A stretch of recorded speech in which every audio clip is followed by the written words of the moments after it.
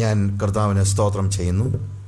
നടന്ന ഒരു കാര്യം, യേശുക്രിസ്തുവിൻ്റെ ജീവിതത്തിൽ നടന്ന ഒരു സംഭവം, യേശുക്രിസ്തു ഭൂമിയിൽ ജീവിച്ചിരുന്ന സമയത്ത് നടന്ന ഒരു സംഭവം. ലൂക്കോസ് എന്ന് പറയുന്ന കർത്താവിൻ്റെ വചനം എഴുതിയിട്ടുള്ള സുവിശേഷകനായ ലൂക്കോസ്, അദ്ദേഹം യേശുവിൻ്റെ ശിഷ്യനായിരുന്നു എന്ന് നമുക്ക് അറിയത്തില്ല, അങ്ങനെയല്ലായിരുന്നു. എന്നാൽ യേശുവിൻ്റെ ശിഷ്യന്മാരിൽ നിന്ന് ലഭിച്ച വിവരങ്ങൾ ക്രോഡീകരിച്ച് മറ്റ് ശിഷ്യന്മാരെക്കാൾ വളരെ സിസ്റ്റമാറ്റിക്കായിട്ട്, അത് ലൂക്കോസ് പറയുന്നുണ്ട്, ഞാൻ വളരെ സിസ്റ്റമാറ്റിക്കായിട്ട് എഴുതാൻ വേണ്ടി എല്ലാ ചരിത്രവും വായിച്ചു നോക്കിയിട്ട് സിസ്റ്റമാറ്റിക്കായിട്ടാണ് ഞാനിത് എഴുതുന്നതെന്ന് ലൂക്കോസ് തൻ്റെ സുവിശേഷം എഴുതുമ്പോൾ തന്നെ വ്യക്തമായിട്ട് രേഖപ്പെടുത്തിയിട്ടുണ്ട്. അതുകൊണ്ട് കൃത്യതയുള്ള ഒരു വിവരണം എന്ന നിലയിൽ യേശു കർത്താവ് ഒരു വ്യക്തിയെ കണ്ടുമുട്ടുന്നതും ആ വ്യക്തി എങ്ങനെ യേശുവുമായിട്ട് ബന്ധപ്പെടുന്നു എന്നുള്ളതിനെക്കുറിച്ച് വിവരിക്കുന്ന ഒരു വേദഭാഗമാണ് നമ്മളിവിടെ കാണുന്നത്. ലൂക്കോസിൻ്റെ സുവിശേഷം 19-ാം അധ്യായത്തിൻ്റെ 1 മുതൽ 10 വരെയുള്ള വാക്യങ്ങൾ, ആ ഭാഗം തിരിച്ചറിയേണ്ടതിന് വേണ്ടി ഞാൻ ആ വാക്യം അങ്ങ് വായിക്കുകയാണ്. അവൻ എരിഹോവിൽ എത്തി കടന്നു പോകുമ്പോൾ ചുങ്കക്കാരിൽ പ്രമാണിയും ധനവാനുമായ സക്കായി എന്നു പേരുള്ള ഒരു പുരുഷൻ യേശു എങ്ങനെയുള്ളവൻ എന്ന് കാണുവാൻ ശ്രമിച്ചു. വളർച്ചയിൽ കുറിയവനാകൊണ്ട് പുരുഷാരം നിമിത്തം കഴിഞ്ഞില്ല. എന്നാറെ അവൻ മുമ്പോട്ട് ഓടി അവനെ കാണേണ്ടതിന് ഒരു കാട്ടത്തിമേൽ കയറി. യേശു ആ വഴിയായി വരികയായിരുന്നു. അവൻ ആ സ്ഥലത്ത് എത്തിയപ്പോൾ മേലോട്ട് നോക്കി, സക്കായിയെ, വേഗം ഇറങ്ങി വാ, ഞാൻ നിന്റെ വീട്ടിൽ പാർക്കേണ്ടതാകുന്നു എന്ന് അവനോട് പറഞ്ഞു. അവൻ ബന്ധപ്പെട്ട് ഇറങ്ങി സന്തോഷത്തോടെ അവനെ കൈക്കൊണ്ടു. കണ്ടവർ എല്ലാം അവൻ പാപിയായൊരു മനുഷ്യനോടുകൂടെ പാർപ്പാൻ പോയി എന്ന് പറഞ്ഞ് പിറുപിറുത്തു. സക്കായിയോ നിന്ന് കർത്താവിനോട്, കർത്താവേ, എൻ്റെ വസ്തുവകയിൽ പാതി ഞാൻ ദരിദ്രർക്ക് കൊടുക്കുന്നു, വല്ലതും ചതിവായി വാങ്ങിയിട്ടുണ്ടെങ്കിൽ 4 മടങ്ങ് മടക്കി കൊടുക്കുന്നു എന്ന് പറഞ്ഞു. യേശു അവനോട്, ഇവനും അബ്രഹാമിൻ്റെ മകൻ ആകയാൽ ഇന്ന് ഈ വീടിന് രക്ഷ വന്നു, കാണാതെ പോയതിനെ തിരഞ്ഞ് രക്ഷിപ്പാനല്ലോ മനുഷ്യപുത്രൻ വന്നത് എന്ന് പറഞ്ഞു. ഞാൻ ഈ വേദഭാഗം വായിക്കാൻ കാര്യം, നമ്മൾ പറഞ്ഞുകൊണ്ടിരിക്കുന്നത് ഇതിൽ നിന്ന് മാത്രമാണ്. അതുകൊണ്ട് ഈ ഭാഗം അറിയാൻ വയ്യാത്ത ആളുകൾക്കും ഒരു ബുദ്ധിമുട്ടുണ്ടാകാതിരിക്കാനാണ്. ഈ സ്റ്റോറി നിങ്ങൾക്ക് ഏകദേശം മനസ്സിലായി കാണും എന്ന് ചിന്തിക്കുന്നു. ഇതിനകത്ത് കൂടുതലൊന്നും നമ്മൾ അറിയാനില്ല. യേശു നടന്നു പോകുമ്പോൾ യേശുവിനെ കാണാനുള്ള ആഗ്രഹത്തോടുകൂടെ സക്കായി എന്ന് പറയുന്ന പേരുള്ള ധനികനായ ഒരു വ്യക്തി, ധനികൻ മാത്രമല്ല, അവന് അവൻ്റെ ഡിസ്ക്രിപ്ഷൻ നമ്മൾ വായിക്കുമ്പോഴത്തേക്ക് അവൻ ധനികനായിരുന്നു, അവൻ അധികാരമുള്ള ഒരു വ്യക്തിയായിരുന്നു. എന്നാൽ അതേസമയം അവന് യേശുവിനെ കാണുവാനുള്ള മോഹമുള്ള ഒരു വ്യക്തിയായിരുന്നു. പിന്നീട് അവൻ്റെ ചരിത്രത്തെക്കുറിച്ച് പഠിക്കുമ്പോഴത്തേക്ക് ഇവൻ ഒരു സിമ്പിളായിട്ടുള്ള വളരെ ലളിതമനസ്കനായ ഒരാളായിരുന്നു. അതുകൊണ്ട് ഈ സക്കായി വാസം പറഞ്ഞു കഴിഞ്ഞാൽ നമ്മളിൽ ഓരോരുത്തരെയും പോലെയൊക്കെയാണ്. സക്കായി ആളിൽ കുറിയവനായിരുന്നു എന്ന് പറയുമ്പോൾ ചിലപ്പോൾ നീളമുള്ള ചില ആളുകൾ കുറേ, ഞാൻ സക്കായിയെ പോലെയല്ല. ഇപ്പം നീളവും ഉയരവും വിവരവും ഒക്കെ വ്യത്യസ്തമായ കാര്യമായിരിക്കും. പക്ഷേ ബേസിക്കലായിട്ട് നമ്മൾ അടിസ്ഥാനപരമായിട്ട് നോക്കിക്കഴിഞ്ഞാൽ ഈ സക്കായി എന്ന് പറയുന്നത് നമ്മളിൽ ഓരോരുത്തരെയും പോലെയൊക്കെയാണ്. ഒന്നാമത്തെ കാര്യം എന്ന് പറയുന്നത്, ഇയാളൊരു കള്ളനൊന്നുമല്ല. കളിപ്പിച്ച് അല്ലെങ്കിൽ ഒരു കണക്കിൽ വരെ ഇയാൾ കുറച്ച് കൈക്കൂലിയൊക്കെ വാങ്ങിക്കുന്നുണ്ടെന്ന് പറഞ്ഞു കഴിഞ്ഞാലും ഇയാളൊരു സിമ്പിൾ മനുഷ്യനാണ്. പിന്നെ അക്കാലത്തെ ടാക്സ് കളക്ടേഴ്സ് എന്ന് പറഞ്ഞു കഴിഞ്ഞാൽ അവിടെ കൂടുതൽ ടാക്സ് പിരിക്കാനും അങ്ങനെയുള്ള കാര്യങ്ങളിലൊക്കെ ഇൻവോൾവ് ചെയ്തുകൊണ്ടിരിക്കുന്ന ആളുകളാണ്. അതുകൊണ്ട് ജോലിയുടെ ഭാഗമായിട്ട് ഇയാൾ ചില പണം ഉണ്ടാക്കിയിട്ടുണ്ടെന്നുള്ളത് ശരിയാണ്. എന്നാലും ഇയാളുടെ ഹൃദയത്തിൽ ഒരു നന്മയുണ്ട് എന്ന് ഞാൻ വിശ്വസിക്കുന്നുണ്ട്. അതുകൊണ്ട് ഞാനിത് പറയാൻ കാര്യം എന്ന് വെച്ച് കഴിഞ്ഞാൽ, നമ്മളും അത്ര വിശുദ്ധരൊന്നും അല്ലല്ലോ. ഇതുപോലുള്ള ചില്ലറ കള്ളത്തരങ്ങളൊക്കെ നമ്മുടെ കയ്യിലും ഉണ്ടല്ലോ. അപ്പോൾ അതുകൊണ്ട് നമുക്ക് പെട്ടെന്ന് ഈ സക്കായിയുമായിട്ട് നമ്മളെ തന്നെ ഒന്ന് താരതമ്യം ചെയ്യാനായിട്ട് പറ്റും. അതുപോലെ നമ്മൾ അത്ര വിശുദ്ധന്മാരല്ലെന്ന് പറയുന്നത് പോലെ തന്നെ നമ്മളും അത്ര ക്രൂരന്മാരും ഒന്നുമല്ല. അതുകൊണ്ടാണ് ഞാൻ പറയുന്നത്, ഗ്രാമീണരായ കുറിയന്നൂരുകാരായ എന്നെയും നിങ്ങളെയും പോലെയൊക്കെയുള്ള ആളുകൾക്ക് വളരെ പെട്ടെന്ന് ഈ സക്കായിയുമായിട്ട് ഒന്ന് താതാത്മ്യം പ്രാപിക്കാനായിട്ട് പറ്റും. സ്റ്റോറി ഇങ്ങനെയാണ്. ഈ വ്യക്തിക്ക് യേശുവിനെ കാണണമെന്ന് ആഗ്രഹം ഉണ്ടായിരുന്നത് എരിഹോ എന്ന് പറയുന്ന സ്ഥലത്തിനടുത്താണ് കാര്യങ്ങൾ നടക്കുന്നത്. എന്നാൽ യേശുവിനെ കാണാൻ ഇയാൾക്ക് കഴിയാഞ്ഞതിൻ്റെ കാരണം ഇയാളുടെ ഉയരത്തിലെ കുറവാണ്. അതുകൊണ്ട് യേശുവിനെ കാണണമെന്ന് വെച്ചില്ല. എന്നാൽ അയാൾ ഒരു അത്തിയുടെ മുകളിൽ കയറിയിട്ട് യേശുവിനെ കാണാനുള്ള ആഗ്രഹത്തോടുകൂടെ അതിനുവേണ്ടി സ്ട്രെയിൻ ചെയ്യുന്നുണ്ട്. ഏറ്റവും ഒടുവിൽ യേശുവിനെ അയാൾ കാണുന്നതിന് മുമ്പായിട്ട് വസം പറഞ്ഞു കഴിഞ്ഞാൽ അയാൾ ഇരിക്കുന്ന അത്തിയുടെ നേരെ താഴെ വന്നിട്ട് മുകളിലേക്ക് നോക്കി, സക്കായിയെ, ഇറങ്ങി വാ എന്ന് പറയുന്നു. അപ്പോൾ അവിടെ സംഭവിക്കുന്നതായ ഒരു പ്രധാനപ്പെട്ട കാര്യം എന്താണെന്ന് ചോദിച്ചാൽ, ഈ വ്യക്തി വളരെ സൗമ്യതയോടുകൂടെ ഇറങ്ങി വരികയാണ്. അപ്പോൾ യേശുവിനോട് സംസാരിക്കുന്ന കാര്യങ്ങൾ, ഇതിനെക്കുറിച്ച് നമുക്ക് ഡീറ്റെയിൽ ആയിട്ട് പെട്ടെന്ന് ചില കാര്യങ്ങളിലേക്ക് പോകാം. ഇപ്പോൾ സക്കായി നമ്മളെ പോലെ ഒരാളാണെന്ന് ഞാൻ പറയാൻ കാര്യം എന്നു ചോദിച്ചു കഴിഞ്ഞാൽ അയാളുടെ ആ സിംപ്ലിസിറ്റിയാണ്, അല്ലാതെ വേറെ കാര്യമൊന്നുമല്ല. ഹീസ് എ സിമ്പിൾ മാൻ. അല്ലെങ്കിൽ പിന്നെ എന്താണെങ്കിൽ ഇത്രയും പൈസയൊക്കെ ഉള്ള ഒരാൾ ഓടിപ്പോയി ഒരു അത്തിയുടെ മുകളിലൊക്കെ കയറുകയും ഒക്കെ ചെയ്യുന്നത് നമുക്കങ്ങോട്ട് ചിന്തിക്കാൻ പറ്റുന്നൊരു കാര്യമല്ല. ധനികനായ ഒരു വ്യക്തി, ഒരു നല്ല പൊസിഷനിലുള്ള ഒരു വ്യക്തി യേശുവിനെ കാണുന്നുള്ള ആഗ്രഹത്തിൽ എനിക്കറിയത്തില്ല, ഞാനാണ് ചെയ്യുമെന്ന് അറിയത്തില്ല. അപ്പം അതുകൊണ്ട് ഞാൻ പറഞ്ഞത് ഹീസ് എ വെരി സിമ്പിൾ മാൻ.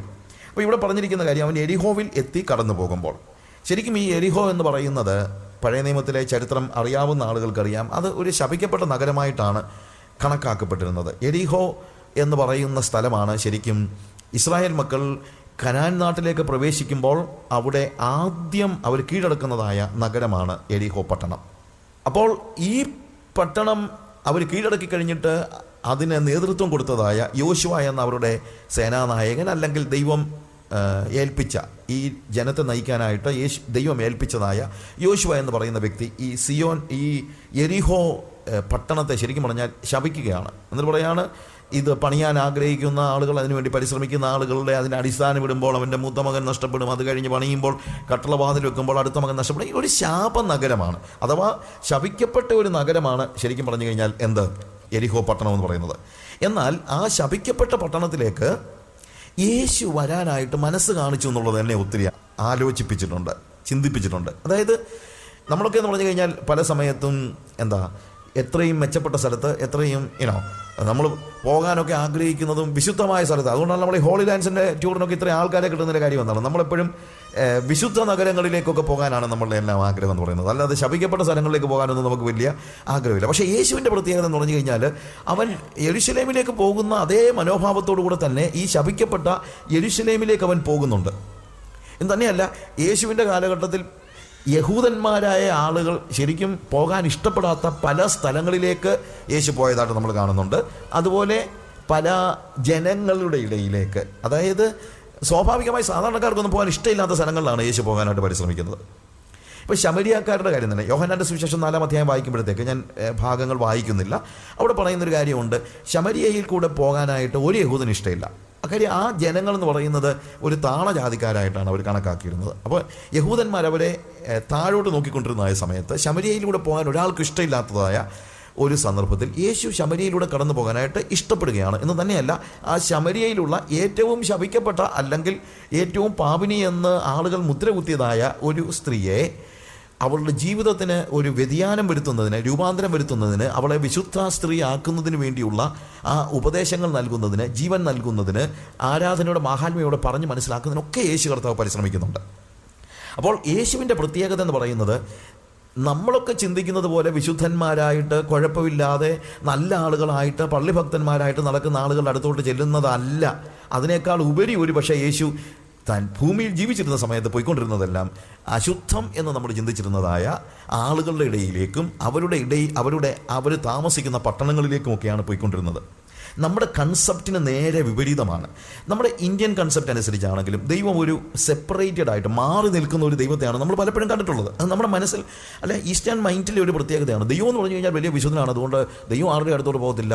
ദൈവം ഇങ്ങനെ എവിടെയെങ്കിലുമൊക്കെ ഒരു വിശുദ്ധ സ്ഥലത്ത് അവനെ ഇങ്ങനെ മാറ്റിയിരുത്തണം, അശുദ്ധരായ ആരും അവൻ്റെ അടുത്തോട്ട് ചെല്ലാനും പറ്റത്തില്ല, ആ ദൈവം നമ്മുടെ അടുത്തോട്ട് വരത്തുമില്ല എന്നൊക്കെയാണ് നമ്മുടെ മനസ്സിലെ കൺസെപ്റ്റ്. പക്ഷേ യേശു ഈ സ്വാഭാവികമായ മതസങ്കല്പങ്ങളെ മുഴുവൻ തകർത്ത് കളയാണ്. നമ്മുടെ മാത്രം സങ്കല്പമല്ല, യഹൂദന്മാരുടെ ഇടയിലും ഇതുപോലെ തന്നെയാണ്. ദൈവത്തെക്കുറിച്ച് അവർക്കുണ്ടായിരുന്നൊരു സങ്കല്പം, ദൈവം ഒരിക്കലും പാപികളെ കണക്കാക്കുന്നില്ല. നമ്മുടെ എല്ലാം ഈസ്റ്റേൺ കൺസെപ്റ്റ് തന്നെ ദൈവത്തിൻ്റെ ആഗമനത്തെക്കുറിച്ചും അവതാരങ്ങളെക്കുറിച്ചും ഒക്കെ നമ്മൾ പഠിക്കുമ്പോഴും ഒരു അവതാരവും കടന്നു വരുന്നത് അശുദ്ധരായ ആളുകൾക്ക് വേണ്ടിയല്ല, ശിഷ്ടന്മാരായ ആളുകളെ സംരക്ഷിക്കേണ്ടതിന് വേണ്ടിയും ദുഷ്ടന്മാരായ ആളുകളെ നിഗ്രഹിക്കേണ്ടതിന് വേണ്ടിയുമാണ് ദൈവം നമ്മുടെ മനസ്സിൽ വരുമ്പോഴത്തേക്ക് നമ്മുടെ മനസ്സിലെ ചിന്ത അതാണ്. ദുഷ്ടന്മാരായ ആളുകളെല്ലാം നശിപ്പിച്ച് കളയുന്ന, എന്നാൽ ശിഷ്ടന്മാരായ നല്ലവരായ ആളുകളെ എപ്പോഴും സംരക്ഷിക്കുന്നതായ ഒരു ദൈവത്തെക്കുറിച്ച് മാത്രമേ നമ്മുടെ മനസ്സിൽ പെട്ടെന്ന് വരത്തുള്ളൂ. അതാരുടെ കുറ്റമല്ല, കാര്യം നമുക്ക് അങ്ങനെയാണ് നമ്മുടെ മനസ്സിൽ കിടക്കുന്ന ഒരു ചിന്ത. അത് വെച്ച് നോക്കിയാൽ യേശു അങ്ങനെയല്ല. യേശു അശുദ്ധമായ ആളുകളെ, അശുദ്ധരായ ആളുകളെ അവരെ തേടി വരുന്ന, ഇവിടെ ഏറ്റവും ഒടുവിലായിട്ട് ഈ വാക്യം നമ്മൾ വായിക്കുമ്പോൾ അവിടെ പറഞ്ഞു നിർത്തുന്ന ഭാഗം തന്നെ അതാണ്. കാണാതെ പോയതിനെ തിരഞ്ഞു രക്ഷിപ്പാൻ അത്രേ മനുഷ്യപുത്രൻ വന്നത്. ഞാൻ ആ ഭാഗത്തേക്ക് പിന്നീട് വരാം. ഇപ്പോൾ യേശുവിൻ്റെ ആ പ്രത്യേകത എന്താണ്? അശുദ്ധമായതിനെ സ്പർശിക്കുവാനായിട്ട്, നമ്മൾ തൊടാത്ത, നമുക്കിഷ്ടമില്ലാത്ത. ഇപ്പം യേശു കുഷ്ഠരോഗിയെ തൊട്ടു, കുഷ്ഠരോഗി സൗഖ്യമായി. ഇതൊരു വലിയൊരു കാര്യമാണ്. ക്രിസ്തോസ്റ്റൻ തിരുമേനി പറഞ്ഞൊരു വാചകം ഞാൻ പലപ്പോഴും ആലോചിച്ചിട്ടുണ്ട്. യേശു കുഷ്ഠരോഗിയെ കണ്ടപ്പോൾ തൊട്ട് സൗഖ്യമാക്കി. യേശു എല്ലാവരെയും ഒന്നും തൊട്ടൊന്നുമല്ല സൗഖ്യമാക്കിയത്. പല ആളുകളെയും സൗഖ്യമാകാ എന്ന് കൽപ്പിച്ചതേ ഉള്ളൂ, അവർക്ക് സൗഖ്യമായി. പക്ഷേ കുഷ്ഠരോഗിയെ കണ്ടപ്പോഴത്തേക്ക് യേശു ചെന്ന് തൊട്ടു. കാര്യം അവന് ആവശ്യമായിരിക്കുന്നത് വെറും സൗഖ്യം മാത്രമല്ല, അവനൊരു അക്സെപ്റ്റൻസ് വേണ്ടി വരുന്നുണ്ട്, ഇല്ലേ? ഇതാണ് യേശുവിൻ്റെ ഒരു പ്രത്യേകത. യേശു ആളുകളുടെ ഹൃദയത്തിൻ്റെ ചിന്തകളെപ്പോലും അറിയുന്നുണ്ട്. അവരെയും സ്പർശിക്കാനായിട്ട് തയ്യാറാകുന്നത്. ക്രിസ്തോസിന് വേണ്ടി പറഞ്ഞത്, ഞാനായിരുന്നെങ്കിൽ മിക്കവാറും സൗഖ്യമാക്കിയിട്ടേ തൊടത്തുള്ളായിരുന്നെന്നാണ്. അപ്പോൾ സൗഖ്യമാക്കുന്നതിന് മുമ്പ്, അതായത് കുഷ്ഠരോഗി ആയിരിക്കുന്ന സമയത്ത് പോയി തൊടുക എന്ന് പറയുന്നത് it's not an easy thing. എനിക്ക് ശരിക്കും പറഞ്ഞു കഴിഞ്ഞാൽ ഇതേപോലെയുള്ള അനുഭവങ്ങൾ എനിക്കുണ്ടായിട്ടുണ്ട്. ഞാനൊരിക്കൽ ഈ ഒരു സാനിറ്റോറിയത്തിൽ ഇതുപോലെ കുഷ്ഠരോഗികളായ ആളുകളുടെ ഇടയിൽ ഒരു പ്രെയർ മീറ്റിങ്ങിന് വേണ്ടി, അപ്പോൾ ഞാനവിടെ ചെന്ന സമയത്ത് നോർമലി അവർക്ക് അവർ കൈ നീട്ടത്തേയില്ല. കാര്യം കൈ നീട്ടി എന്തിനാണ് വെറുതെ എംബരാസ്ഡ് ആകുന്നത്? എന്താണ്, നമ്മൾ മാന്യന്മാരെ നീന്തിക്കുന്നത്, നമ്മൾക്ക് ചെന്ന് കഴിഞ്ഞാൽ അവർ കൈ കൊടുക്കത്തില്ല. അതുകൊണ്ട് അവർ നോർമലി കൈ കൂപ്പത്തേ ഉള്ളൂ. പക്ഷേ ഞാനവിടെ നിന്നപ്പോഴത്തേക്ക് എൻ്റെ മനസ്സിലൊരു ചിന്ത, എടാ യേശു എങ്ങാണമായിരുന്നു ഇവിടെ വന്നെങ്കിൽ, എനിക്കും അങ്ങോട്ട് തൊടാനുള്ള അത്ര വലിയ മനസ്സുണ്ട് എന്ന് പറയാൻ പറ്റില്ല. പക്ഷേ ഞാൻ ചിന്തിച്ചു, യേശു ആയിരുന്നു വന്നതെങ്കിൽ കൈ കൂപ്പുമായിരുന്നോ അതോ കൈ തൊടുമായിരുന്നോ? ഇതെനിക്ക് ഭയങ്കര ഒരു ചോദ്യമായിരുന്നു. അപ്പം ഞാൻ തീർച്ചയായിട്ടും ചിന്തിച്ചു, എന്താണെങ്കിലും വേണ്ടയല്ല, ഇവരുടെ കയ്യെ കയറി പിടിച്ചിട്ടേ ഉള്ളൂ. സോ ഞാൻ ആ ഒരു മനസ്സോടുകൂടി അവരെ പോയി തൊട്ടു. ഒന്നും പറ്റത്തില്ല കേട്ടോ. നമ്മുടെയൊക്കെ ഒരു ചിന്ത ഈ കയ്യിലൊക്കെ ഇവരുടെ കുഷ്ഠമാണ്, അങ്ങനെയൊന്നും അല്ല. ഇത് ശരിക്കും പറഞ്ഞു കഴിഞ്ഞാൽ കുഷ്ഠരോഗം അങ്ങനെ തൊട്ടാലൊന്നും പകരുന്ന സാധനമൊന്നുമല്ല. എയ്ഡ്സ് പോലും അങ്ങനെ പകരുന്ന കാര്യമല്ല. ആഫ്രിക്കയിലാണ് ഞാനിപ്പോൾ കൂടുതൽ സമയം സ്പെൻഡ് ചെയ്യുന്നത്. 20% എയ്ഡ്സ് ഉള്ള സ്ഥലങ്ങളിലാണ് ഞാൻ താമസിക്കുന്നത്. അപ്പോൾ അതുകൊണ്ട് അവരുമായിട്ട് സ്പർശിക്കുക, അവരുമായിട്ട് ഇടപഴകുക എന്നൊക്കെ പറഞ്ഞു കഴിഞ്ഞാൽ നമ്മൾ ഉദ്ദേശിക്കുന്ന പോലെ അത്ര വലിയ അപകടകരമൊന്നുമല്ല. ഞാൻ പറഞ്ഞതെന്ന് ചോദിച്ചു കഴിഞ്ഞാൽ, പക്ഷേ നമുക്കൊരു പ്രശ്നമുണ്ട്. ദൈവം അശുദ്ധരായ ആളുകളെ സ്പർശിക്കത്തില്ലെന്ന് തന്നെയല്ല, നമ്മളും സ്പർശിക്കത്തില്ല. കാര്യം നമുക്കിവരുമായിട്ടുള്ള ഒരു ഇൻ്ററാക്ഷൻ വളരെ അത്യാവശ്യമുള്ളതാണ്. അവരെയൊക്കെ ഒഴിവാക്കാനാണ് നമ്മൾ നോക്കുന്നത്. സമൂഹത്തിലെ കുറഞ്ഞ ആളുകൾ നമ്മൾ ചിന്തിക്കുന്ന ആളുകൾ, അങ്ങനെ കുറഞ്ഞവരില്ല, പക്ഷേ കുറഞ്ഞവരെന്ന് നമ്മൾ ചിന്തിക്കുന്നവരായ ആളുകൾ, പകർച്ചവ്യാധികൾ പിടിപെട്ടവരായ ആളുകൾ, അല്ലെങ്കിൽ കഷ്ടതയിലിരിക്കുന്നതായ ആളുകൾ, പ്രയാസത്തിലിരിക്കുന്നതായ ആളുകൾ, ശപിക്കപ്പെട്ടവരെന്ന് നമ്മൾ പറയുന്ന ആളുകൾ, അല്ലെങ്കിൽ പാപികളെ നമ്മൾ ചിന്തിക്കുന്ന ആളുകൾ, ഇവരെയൊക്കെ സ്പർശിക്കാതിരിക്കാനും മാറി നിൽക്കാനുമായിട്ടാണ് നമ്മുടെ പരിശ്രമമെങ്കിൽ, യേശുവിൻ്റെ പരിശ്രമം അങ്ങനെയല്ല. യേശു അവരെ സ്പർശിക്കുവാനാണ് പരിശ്രമിക്കുന്നത്. എന്ന് തന്നെയല്ല, യേശുവിൻ്റെ സ്പർശനമേറ്റാൽ നമ്മൾ എന്തുകൊണ്ടാണ്, ഞാനൊരു കുഷ്ഠരോഗിയെ സ്പർശിക്കാൻ എന്താ തയ്യാറാകാത്തത്? ആ കുഷ്ഠരോഗി എന്നെ അശുദ്ധനാക്കുമെന്നുള്ള ചിന്ത കൊണ്ടാണ്. അല്ലെങ്കിൽ അശുദ്ധി എന്നിലേക്ക് പകരും. എയ്ഡ്സ് പിടിച്ച ഒരാളെ അയാൾക്കൊരു ഷേക്ക് ഹാൻഡ് ചെയ്യാനോ അയാളെ ഒന്ന് കെട്ടിപ്പിടിക്കാനോ ഒക്കെ ഞാൻ ചിന്തിക്കാത്ത എന്നാന്ന് ചോദിച്ചു കഴിഞ്ഞാൽ, ഞാനും കൂടെ അശുദ്ധനായി പോകുമോ എന്നുള്ള ഒരു പേടി കൊണ്ടാണ്. പക്ഷേ യേശുവിൻ്റെ കാര്യം എന്താണ്? യേശു ചെന്ന് സ്പർശിച്ചപ്പോൾ എന്താ സംഭവിക്കുന്നറിയാമോ? ഈ അശുദ്ധനായ വ്യക്തി ശുദ്ധനായി തീരുകയാണ്. അതാണ് വ്യത്യാസം. നമ്മുടെ ചിന്ത, അശുദ്ധനായ ഒരു വ്യക്തി, അശുദ്ധനായ ഒരു സ്ത്രീയോ പുരുഷനോ ദൈവത്തെ എങ്ങാനോ അറിയാതെ തൊട്ടുപോയാൽ ദൈവം അശുദ്ധനാകുമെന്നാണ്. അതാണ് നമ്മുടെ ചിന്ത. പക്ഷേ ഇവിടെ നേരെ തിരിച്ചാണ് സംഭവിക്കുന്നത്. വിശുദ്ധനായ ദൈവം അശുദ്ധനായ കുഷ്ഠരോഗിയെ തൊട്ടപ്പോൾ, അശുദ്ധനായ കുഷ്ഠരോഗിയുടെ കാര്യം മാത്രം പോട്ടെ, 12 വർഷമായി ബ്ലീഡിങ്, രക്തസ്രവം അസുഖത്താൽ ബാധിതയായിരുന്ന ഒരു സ്ത്രീ, അവളെ യേശു പോയി തൊട്ടതല്ല, പക്ഷേ ആരും അറിയാതെ അവൾ എന്ത് ചെയ്തു? യേശുവിനെ ഒന്ന് തൊട്ടു.